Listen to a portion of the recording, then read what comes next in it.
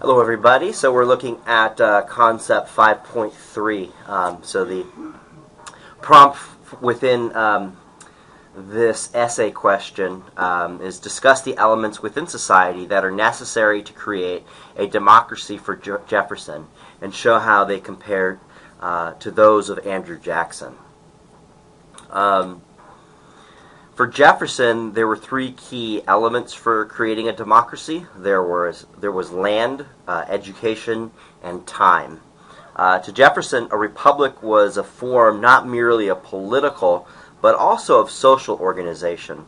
It depended upon the predominance in the population of the yeoman farmer, each with enough property to value order.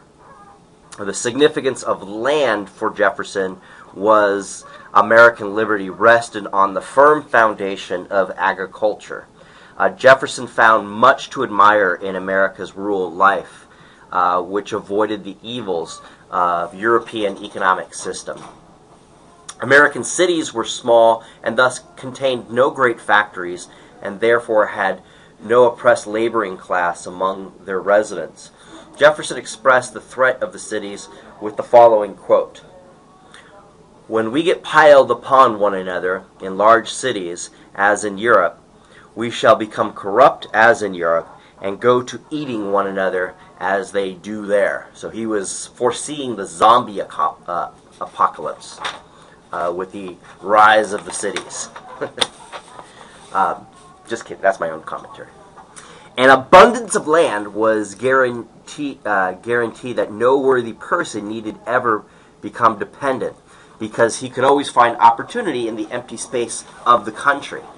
Hence, the general public could resist the influence of merchants or plantation aristocrats who might seek economic power and influence over them. The significance of the Louisiana Purchase comes into perspective for Jefferson and the country when viewed with Jefferson's idea of developing an agrarian democracy.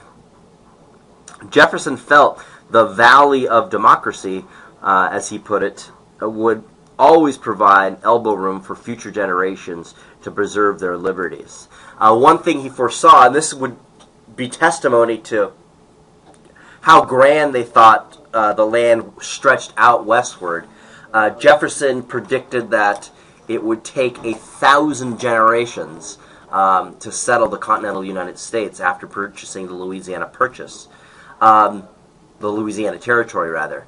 A generation is roughly 20 years, so he predicted it would take 2,000 years to settle the land. So this was his sense of optimism, naive optimism, really. It took 3 generations to settle, really, the continental United States in many ways. 3 to 4 generations to settle it almost completely. Virtuous yeomen, according to Jefferson, were the masters of none and servants to no one. But this alone was not enough to create a democracy. Working their own farms, they were content and free. But once they were content, free, and educated, they would be capable of making the proper civil and political choices. It was at this point that the yeomen could be entrusted with the conduct of their own government.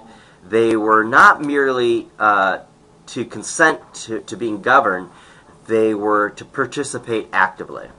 This had been the significance of the addition of the objective, Democratic, to the term Republican in Jefferson's party designation. Virtuous citizens would spontaneously single out those best qualified to rule over them. A good educational system would teach people the necessity and methods of this selection process. The process would also help select and train the leaders that the people would choose, and would from an aristocracy of ability rather than birth. Andrew Jackson was the president to be elected under Jefferson's formula. Jackson typified the ideal of the American man and success story. He was the first American president who did not come from a well-established American family. He rose from the log cabin environment to the White House. Jackson believed in strict interpretation of the Constitution and promised to reduce the government to the simple machine which the Constitution created. Jackson idealized an agrarian society and described the agricultural interest as superior in importance to all others. Jackson and his supporters favored state sovereignty, strict construction of the Constitution, and laissez-faire because they hoped for a return to old-fashioned, agrarian-oriented Jeffersonianism. For Jefferson, the solution to Americans' problems, again, was land, education, and time.